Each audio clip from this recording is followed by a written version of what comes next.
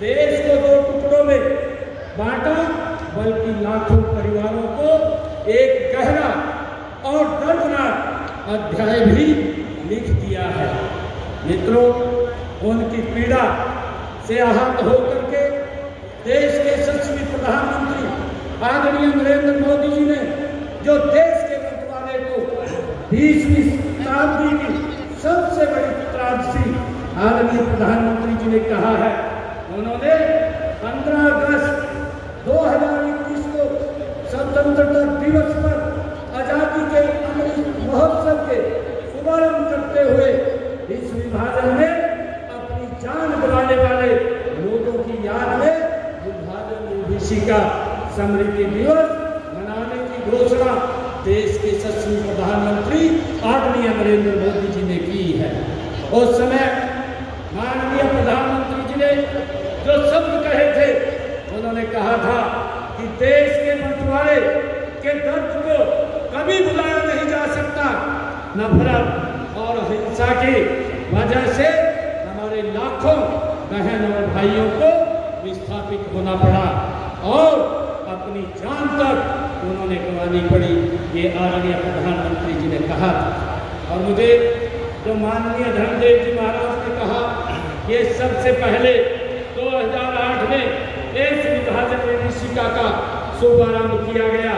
साथियों, आपको ये याद भी होगा कि आज के ही दिन वर्ष 2022 में विभाजन विभीषिका जो स्मृति दिवस है के उपलक्ष्य में पहला राज्य स्तरीय कार्यक्रम ये कुरुक्षेत्र में किया गया था और दूसरा आयोजन भी इसका कुरुक्षेत्र में ही किया गया था। मित्रों, मैं आप सबको ये बताना चाहूँगा कि इस विभाजन विभीषिका का जो तीसरा आयोजन था वो फतेहाबाद में किया गया और ये विभाजन विभीषिका का चौथा जो दिवस है ये फरीदाबाद के इस पवित्र भूमि पर आज किया जा रहा है। यह फरीदाबाद शहर उस त्रासदी का जीता जागता ये प्रमाण है। जब देश का बंटवारा हुआ, हम सब जानते हैं, लाखों लोग अपना सब कुछ छोड़ करके यहाँ आए थे और वे लोग जिन्होंने अपने घर बार, अपनी जमीनें, अपनी विरासत को खो दिया था, उनके सामने एक अनिश्चित भविष्य था, लेकिन उनके हौसले वो बुलंद थे।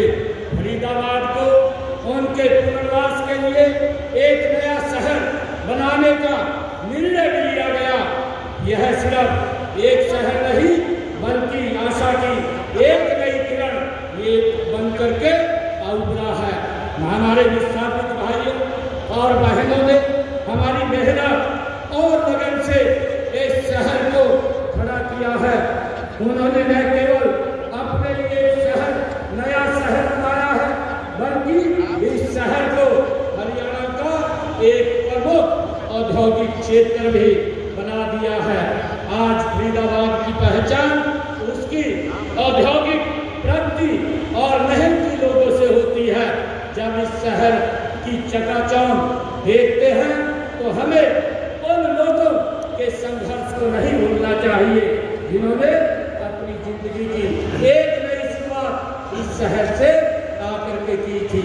मैं उनके संघर्ष और मेहनत को भी मैं नमन करता हूँ।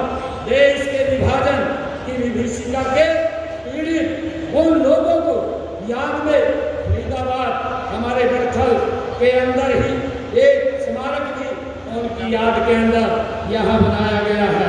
प्रदेश के अन्य स्थानों पर विभाजन विभीषिका स्मारक भी उनकी याद में बनाए जा रहे हैं। हमने कुरुक्षेत्र के अंदर विभाजन विभीषिका एक ट्रस्ट उसका बड़ा कि जो हमारे उस समय के अंदर आजादी के उस जिन्होंने उस दंश को झेला है, जो लाखों लोग जिन्होंने कुर्बानियां दी हैं, उनको वहाँ याद किया जा सके, उनको नमन किया जा सके। वहाँ पर उनकी याद में एक भव्य ट्रस्ट भी बनाने का निर्णय हमने किया है। मित्रों, आज के दिन भारत माता की छाती पर ही हम सब जानते हैं कि एक लकीर खींच करके देश को विभाजन के अंदर खड़ा कर दिया था। हमारा देश तो बच गया, लेकिन दोनों तरफ के दोनों लोग उजड़ करके भाइयों इधर से उधर हो गए। माताओं बहनों की असमत को लूट ली गई, अनेक को अगवा करके उनको ऊपर भारी अत्याचार तो किया गया। आज भी उस मंजर को याद करते हैं तो मानवता की रूह कांप जाती है। इस प्रकार का वो मंजर था। इस तरह में हमें आजादी की ये भारी कीमत चुकानी पड़ी, जिसको लंबे समय तक ये दबा करके रखा। परंतु मैं धन्यवाद करना चाहूँगा देश के यशस्वी प्रधानमंत्री आदरणीय नरेंद्र मोदी जी का, जिन्होंने हमें यह अवसर दिया है कि हम उन ऐसे महान आत्माओं को एक दिन पहले विभाजन विभीषिका स्मृति दिवस हम मना करके उनको याद कर सके और उन लोगों को हम नमन कर सके। मुझे एक कविता याद आ रही है। अभी बता रहे थे कि मैं 1947 का वह दिन था जब खेतों में सुनहरी बालियां नहीं, आंखों में लाल आंसू उठे थे, हवा में खुशबू नहीं थी, बारूद और जलते घरों की ये बू थी। सिर्फ नक्शे पर लकीर खींची गई थी, पर दिलों पर खंजर चला था। लाशें सबकी लाल थी, आंसू सबके खारे थे। आज जब हम स्वतंत्रता के उजाले में जी रहे हैं तो यह हम मत भूलिए कि यह उजाला हमें यह उजाला लाखों दीपों को बुझा करके आज का दिन हमें मिला है। मित्रों, यह दिन दुख और शोक दोनों को मनाने का दिन तो है ही, यह सीख भी देने का देता है कि हमें अपने देश की एकता अखंडता को बनाए रखना है। हमें उन गलतियों से सीखना भी होगा जिन्होंने इतनी बड़ी क्रांति को जन्म दिया। हम सबको यह भी समझना होगा कि बहुत जरूरी है कि जाति धर्म भाषा के नाम पर नफरत फैलाना कितना खतरनाक है। मुझे ये कहते हुए कि माँ के उन सपूतों ने किसी का भय नहीं माना, किसी ने लालच नहीं आए और अपने देश धर्म व स्वाभिमान के वो तरहीब देते हुए दर दर की ठोकरें खाना उन्होंने स्वीकार किया। भूखे प्यासे खाली हाथ मेहनत की और फिर अपने आशियाने बसाए और उन्होंने विकसित भारत में एक अपना महान योगदान देने का काम किया है। मुझे ये भी बताते हुए कि यही नहीं, जहाँ जहाँ गए वहाँ खुशहाली और समृद्धि में उल्लेखनीय योगदान उन सब महान भाव का है जिन्होंने मेहनत और अपने पसीने से उस इलाके को आर्थिक रूप से समृद्ध और सशक्त महत्वपूर्ण भूमिका उन्होंने उसमें निभाई है। ऐसे सब महान भावों को आज हम याद कर रहे हैं। खेती से लेकर के उद्योग, बुद्धिजीवी से लेकर के श्रमजीवी तक सभी ने क्षेत्र में यह समुदाय सबसे आगे आकर के उन्होंने काम किया है। मुझे यह कहते हुए भी ये अनुभूति हो रही है कि उन परिवारों ने जिनकी नई पीढ़ियों ने हरियाणा के विकास में उल्लेखनीय भूमिका निभाई है। आज हम जो विकसित हरियाणा और देख रहे हैं, इसे हमें और मेहनत कशों लोगों द्वारा बहाए गए पसीने का इसमें बड़ा योगदान है। आज का दिन हमें भाईचारे का संदेश देता है। यह दिन हमें याद दिलाता रहेगा कि आजादी एकता के सूत्र टूटते हैं तो देश भी टूट जाता है। हमें इस बात को ध्यान रखना है। देश के यशस्वी प्रधानमंत्री आदरणीय नरेंद्र मोदी जी ने इस दिन को मनाने की जो घोषणा इसी उद्देश्य से की थी कि भारतवासी का अपने इतिहास से सबक लें और स्वर्णिम भविष्य के लिए राष्ट्र की एकता के प्रति हम समर्पित रहे। हरियाणा भी इस भूमि में बंटवारे के दर्द को कुछ अधिक ही सहन किया है। यहाँ के अनेक परिवारों जो पाकिस्तान को गए ही उस समय के पश्चिम पंजाब से जो गुजर कर वहाँ से यहाँ आने वाले परिवारों की संख्या अन्य राज्यों की मैं आपके उस दर्द को भली भांति से हम सब जानते हैं। आज यहाँ ऐसे अनेक लोग उपस्थित हैं जो विभाजन की उस विभीषिका का शिकार हुए थे, और ऐसे युवा भी उपस्थित हैं जो बचपन में जो दादी और नानी की कहानियाँ न सुन करके वो बचपन में उसके उनके बंटवारे की कहानियाँ वो सुनते थे, जो एक रोंगटे खड़े करने वाला वो दर्द था। बेशक आज देश बहुत आगे बढ़ गया है, दुनिया का सबसे बड़ा लोकतंत्र और चौथी सबसे बड़ी अर्थव्यवस्था ये भारत दुनिया के अंदर बना है, लेकिन देश के विभाजन के दर्द को कभी बुलाया नहीं जा सकता। मित्रों, मैं पंचनाम स्मारक ट्रस्ट के ये सराहना भी करना चाहूँगा कि जिसने वर्ष 2010 में अपनी स्थापना से अब तक पूर्वजों की याद बनाए रखने के लिए उन्होंने ठोस प्रयास किए हैं, और उन्होंने मुझे यह भी ध्यान में है कि पंचनाम जो स्मारक ट्रस्ट है उन पूर्वजों की स्मृति में एक संग्रहालय और सरोवर, मेडिकल कॉलेज आदि संस्थाएं भी स्थापित करने का ये प्रयास कर रहा है। मैं एक बार भी इस विभाजन विभीषिका में जान गंवाने वाले अपने पूर्वजों को भावपूर्ण मैं श्रद्धांजलि देता हूँ। साथ ही सबसे अपील भी करता हूँ कि इस त्रासदी से सबक लेते हुए प्रेम, प्यार और भाईचारे को मजबूत करने का हम मिलकर के संकल्प लें। आज विभाजन विभीषिका के इस स्मृति दिवस के अवसर पर आज यहाँ ये आदरणीय नरेंद्र मोदी जी के नेतृत्व में ये डबल इंजन की सरकार लगातार कर रही है। इस फरीदाबाद जिले के अंदर ये विकास की गति और तेज होगी, और मैं आज इस विभाजन विभीषिका के दिवस के अवसर पर जो कुछ बातें मेरे ध्यान में आई हैं, मैं आज उनके बारे में कहना चाहूँगा। महिलाएं, क्योंकि समाज की तरफ से इस प्रकार की बातें मेरे समक्ष वो आई हैं कि जो बेटियों की शादी परिवार में होती है उसका नाम बदल दिया जाता है, कागजों में वो नाम चला जाता है और उसके कारण से दिक्कत आती है। मैं आज इस बात को लेकर के कि जिन महिलाओं का सामाजिक परंपराओं के कारण विवाह उपरांत नाम परिवर्तन हो गया है, उन्हें नाम में संशोधन करने के लिए एक विशेष प्रावधान हरियाणा सरकार की तरफ से किया जाएगा, ताकि उन परिवारों को कोई दिक्कत समस्या न रहे। और एक जो विभाजन से संबंधित साहित्य एवं संगीत प्रतिवर्ष वो लगाई जाएगी, तथा एक विषय विभाजन विभीषिका स्मृति दिवस का पाठ्यक्रम के अंदर भी शामिल किया जाएगा, ताकि आने वाली पीढ़ियों को इस वंश के बारे में जो हमारे पूर्वजों ने जो अत्याचार सहे हैं, जो उनको पर अत्याचार हुए हैं, इस आजादी से पहले उस पाठ्यक्रम के माध्यम से उनको जानकारी आने वाली पीढ़ियों को मिलनी चाहिए।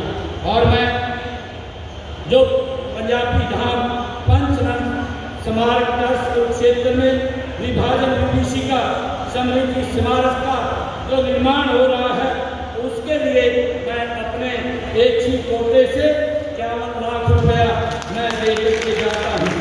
मित्रों, अंत में मैं एक बार फिर विभाजन विभीषिका में जान गंवाने वाले अपने पूर्वजों और भावपूर्ण उनको श्रद्धांजलि अर्पित करता हूँ। साथ ही सबसे अपील भी करता हूँ कि उस त्रासदी से हम सब सबक लेते हुए प्रेम, प्यार और भाईचारे को मजबूत करने का आज हम संकल्प लें। आइए हम सब मिलकर के ये संकल्प लें कि हम एक ऐसे हरियाणा का और एक ऐसे भारत का निर्माण करेंगे जहाँ भाईचारा, शांति और सद्भाव सर्वोच्च हो।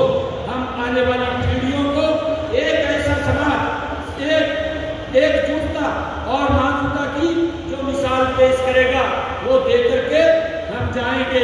मैं आज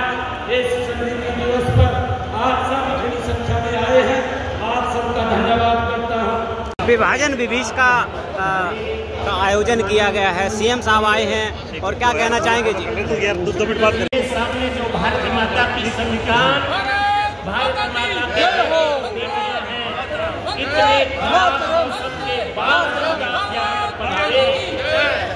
ये समाज, ये परमेश्वर सभी आपको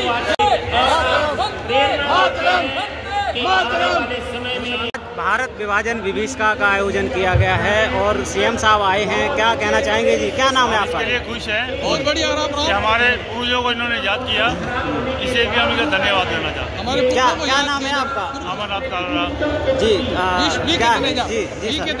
हमारे पुरखों को याद किया हमारे मुख्यमंत्री जी ने। बहुत अच्छा लगा हमें कि हमारे पुराने पूर्वज जो मर कट गए थे पाकिस्तान के अंदर, पूरी ट्रेन काट के भेजी थी, तो उसके लिए हमने याद किया।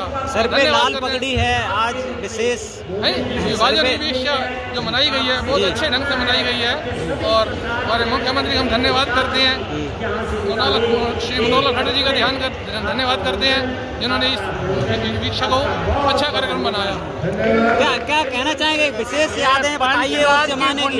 स्वामी अमरदेव जी महाराज, स्वामी धर्मदेव जी महाराज ने रखी है, इसका श्रेय सारा स्वामी धर्मदेव जी महाराज जी को जाता है। और ये जो बुनियाद है हमारे पुरखे जो थे, जिनके साथ जो अन्याय किया गया, सम्मेलन किया जा रहा है। इस सम्मेलन पर आज ये हमारा जो बनाया जाएगा, कुरुक्षेत्र के अंदर बनाया जाएगा, जो ट्रस्ट बनाया जाएगा, ये सारा श्रेय स्वामी धर्मदेव जी महाराज को जाता है। इस बात की मैं सारी जनता को बधाई देना चाहता हूँ कि ये जो पर्व है बहुत धूमधाम से मनाया जाएगा। इसके लिए एक अस्पताल अपने जमीन जो खरीदी है अपनी संस्था ने, वो जो है स्वामी धर्मदेव जी को दिया जाता है। आज चौधरी साहब विभाजन विभीषिका कार्यक्रम आयोजन किया गया है और बड़े स्तर पर किया गया है। क्या कहना चाहेंगे जी? आज भारतीय जनता पार्टी के द्वारा विभाजन विभीषिका का प्रदेश का, जिस पे माननीय मनोहर लाल खट्टर जी और नायब सिंह सैनी जी, चौधरी सतपाल भूजन जी और पूरे कैबिनेट मंत्री और विधायकगण सभी यहाँ मौजूद रहे। और हैदराबाद की जनता, जिन लोगों ने इस त्रासदी को झेला, उन लोगों को याद करने का काम आज भारतीय जनता पार्टी के द्वारा किया गया है। और ये 14 अगस्त 1947 को जो त्रासदी लोगों ने लोगों के बीच में झेली, उसको भारतीय जनता पार्टी के द्वारा आज सबके उन लोगों को भी बीच में लाया गया जिन्होंने इस त्रासदी को झेला। और आज सीएम साहब और मनोहर लाल जी ने उनके साथ अपना दुख साझा किया, तो लोग उसमें ऐसी त्रासदी से अपने बच्चों को खो दिया, किसी ने अपने भाई को खो दिया, उनको याद करने का जो आज भारतीय जनता पार्टी ने विभाजन विभीषिका के रूप में मनाया। ये लोग वहाँ से आए और यहाँ पर इतनी त्रासदी होने के बाद भी अच्छी तरक्की करे हैं, लेकिन क्या कहना चाहेंगे कि बाकी यहाँ के लोग हैं, कहीं उनको देखकर भी नहीं सीख पाए। आज भी कहीं ना कहीं जो इन्होंने एक बहुत बड़ी मिसाइल कायम की है अपनी उन्नति और तरक्की दिखाकर, इतनी विकट परिस्थितियाँ झेल कर। जी, सबने अपनी मेहनत की और आज उनकी मेहनत रंग लाई। और सब आज बहुत बड़े बड़े उद्योगपति भी हैं और बड़ी बड़ी इंडस्ट्रीज के मालिक सब अपना संपन्न और अच्छे परिवार अपना संपन्न तरीके से अपना रोजगार चला रहे हैं और अच्छे तरीके से यहाँ परिवार में रह रहे हैं। सभी लोगों को उनसे सीखना भी चाहिए कि जैसे वहाँ से आने के बावजूद यहाँ पर संपन्न हो गए, यहाँ के लोगों को मेहनत करके अपनी विभाजन विभीषिका कार्यक्रम का आयोजन किया गया है। सर, क्या कहना चाहेंगे? ये जो आज से 14 अगस्त 1947 की रात, काली रात थी और एक पाप किया जो उस टाइम जो लोग प्रधानमंत्री बनना चाहते थे, नेहरू और जिन्ना, उनने अपनी सिर्फ इच्छा पूर्ति के लिए, अपनी पर्सनल उसके लिए देश का विभाजन कराया। और वो दर्दनाक रात जहाँ 10 लाख लोगों को अपना जान गंवानी पड़ी, क्या कसूर था उनका? मैं पूछना चाहता हूँ, क्या कसूर था उनका? सिर्फ 2 लोगों की इच्छा शक्ति कि मैं प्रधानमंत्री बनूं और इतने 10 लाख लोग नरसंहार किया कांग्रेस पार्टी ने। बहुत जल्द बहुत ही बड़ी विपदा, बहुत बड़ी त्रासदी थी, जिसका हमारे प्रधानमंत्री मोदी जी ने इस बात को समझा और 14 अगस्त। क्या शुभ नाम क्या है सर आपका? मेरा डॉक्टर नंदकिशोर सरदाना, झज्जर से हूँ मैं। सर जी, जैसे कहना चाहूँगा, आज जो विकट स्थिति है, जिस तरह से इतनी विकट स्थिति में भी आकर इन्होंने इतनी बड़ी सफलता हासिल की है भारत में, और भारत में बहुत से लोग हैं कई कोने में रह रहे हैं, आज वो भी दरिंदगी झेल रहे हैं। क्या कहना चाहेंगे उनके लिए, क्या मैसेज देना चाहेंगे? मैसेज ये है कि हमारे लोग पुरुषार्थी थे जी। अगर चाहते लोग वहाँ पर तो उनको कलमा पढ़ना था और वहीं रह जाते, उनको जगह सामान सब मिलता था जी। लेकिन हमारे जो लोग हैं मेहनत करना जानते हैं, तो मेहनत के बलबूते पे उन्होंने अपना भारत में मुकाम पाया और भारत की तरक्की में बहुत बड़ा योगदान दिया जी। क्या मैसेज देना चाहेंगे जनता को? जनता को यही मैसेज है, इस बात को याद रखें कि जो 10 लाख लोगों के साथ धोखा हुआ, और किसने किया धोखा? जिस पार्टी ने धोखा दिया उस पार्टी को कभी वोट न दें। और बीजेपी जो इस बात को याद कर रही है, देश का विकास कर रही है, बीजेपी बहुत अच्छी पार्टी, मोदी जी हमारे बहुत अच्छे हैं, तो लोग इस बात को याद रखें। वैसे बीजेपी की बात करें तो बीजेपी ने भी कई बड़े जुमले दिए थे, जैसे 2 करोड़ नौकरियाँ, और वो भी कहीं ना कहीं अभी किसी भी हर साल 2 करोड़ नौकरियों देने का वादा किया था, वो भी कहीं ना कहीं अभी 10 साल से ज़्यादा होने वाले हैं जी। इतना बड़ा देश है जी, सरकार की कुछ लिमिट्स होती हैं जहाँ तक नौकरियाँ पैदा कर सकती है, और कई भी हैं। और सबसे बड़ी बात ये है कि पहले नौकरियाँ बिकती थी, गोली लगती थी, लेकिन आज नौकरी जो भी योग्य व्यक्ति उसको नौकरी मिल रही है। हमारे खट्टर साहब ने ये बहुत बड़ा काम किया, ना कोई खर्ची ना कोई पर्ची, जो योग्यता के बल पर नौकरी लोग पा रहे हैं। ठीक है, लेकिन अपने ही राष्ट्र में लोगों ने जितना बड़ा योगदान दिया है, अपने ही राष्ट्र में कौशल विकास जैसी निजी और उनको कई ऐसी चीज़ें थोपी जा रही हैं जो नहीं होनी चाहिए थी। बात वही है कि योग्य व्यक्ति को मिलनी चाहिए। कौशल विकास ने बनाया है, उसमें भी नौकरी मिल रही है लोगों को बहुत, और उनको सुरक्षा दी है। हमारे नायब शिक्षा सैनी सीएम साहब ने उनको सुरक्षा दी है, 56 साल की नौकरी कर पाएंगे। तो ये नहीं है कि उनको 2-4 साल बाद हटा दिया जाएगा। ठीक में आए हैं सर, क्या कहना चाहेंगे? कार्यक्रम में पहुँचे हैं जी। मैं आदरणीय प्रधानमंत्री जी मोदी जी और मनोहर लाल खट्टर जी और हमारे सीएम सैनी साहब का बहुत आभारी हूँ, जिन्होंने आज 14 अगस्त को जो हमारे पूर्वज जो अपने धर्म के लिए वैसे क्या खास आज क्या खास मैसेज दे गए हैं जी? आज हमें यही मैसेज दिया गया है कि जो हम यंग जनरेशन है वो अपने अतीत को याद रखें, क्योंकि जो ये विभाजन हुआ था, क्योंकि अगर इसके हम अतीत में जाएं तो महाराजा रंजीत सिंह के टाइम जो 800 साल मुसलमानों ने हमारे पे राज किया, उन लोगों ने हरि सिंह नलवा जी और श्याम सिंह अटारी और जो हमारे बंदा सिंह बहादुर, जस्सा सिंह आलूवालिया, जिन्होंने एक अटूट भारत अफ़गानिस्तान तक जो हमें दिया था, मौके की सरकार उसको संभाल नहीं सकी और उस देश का विभाजन कर दिया। अगर हम इसकी गहराई में जाएं, जो ये पंजाबी कौम है इतनी मेहनत कश और इतनी उद्यमी है। शुभ नाम क्या है सर आपका? संजीव उपल है जी। हमारे पूर्वज गुजरावाला से आए और शेखोपुरा से आए, उन्होंने अपने जो असूल थे वो हम संस्कार हमारे बच्चों में डाले, हम में डाले। हमेशा मेहनत करने का दिया, किसी के आगे हाथ फैलाने का नहीं दिया। मेरी मिसेज है, उनकी जो नानी जी थी वो इतनी दिलेर थी, उन्होंने अपनी तलवार से 4 मुसलमानों को, जब उन पर अत्याचार होने लगा, 4 मुसलमानों को अपनी तलवार से काटा और अपना धर्म को पे अडिग रहते हुए आज वो अपनी संतान को हिंदुस्तान में सेटल किया। एक बात करें कि जैसे नीचे से ऊपर तक ट्रिपल इंजन की सरकार है, हाँ जी। आज वो उनकी जनसंख्या वृद्धि नियंत्रण पर ही लगाम नहीं लगा पाई बीजेपी सरकार। क्या कहना चाहोगे मोदी जी को और सैनी साहब को, क्या मैसेज देना चाहेंगे?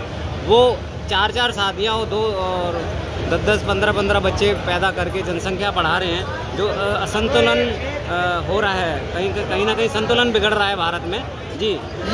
ये बीजेपी सरकार का कसूर नहीं है। ये जो जो अभी मौजूदा सरकार है और आप किसको इसका वो दोगे, किसके माथे मढ़ोगे? 10 साल से सरकार है साहब। हाँ जी। हाँ, क्या किया है जी? सरकार ने बहुत कुछ किया है। नहीं, जनसंख्या वृद्धि पर क्या कदम उठाया है कोई? उन्होंने काफी जो हमें समझाने की कोशिश की है। समझाने से मतलब कोई कानूनी कार्रवाई नहीं हो सकती, कदम नहीं। के अंदर हम किसी को बहुत सारे अमेंडमेंट लाए हैं, बहुत अच्छे जनसंख्या वृद्धि पर भी हिंदुओं के लिए क्या है, 2 बच्चे पैदा करो। देखो, ये हिंदू का आज विभीषण विभाजिका के ऊपर आज का उपलक्ष्य है। मैं उसके ऊपर आपको अपने विचार दे रहा हूँ, क्योंकि ये बहुत रेयर दिन है हमें अपने विचार व्यक्त करने के लिए।